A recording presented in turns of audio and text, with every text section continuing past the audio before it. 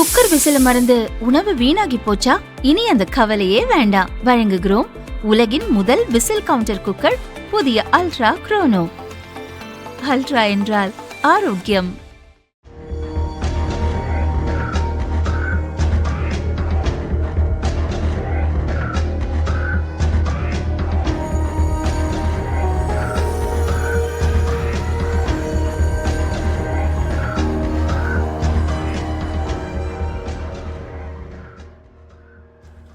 நாட்டின் பல்வேறு மாநிலங்களில் தென்மேற்கு பருவமழை தீவிரமடைந்துள்ள நிலையில் டெல்லியிலும் நேற்று கனமழை கொட்டி தீர்த்தது.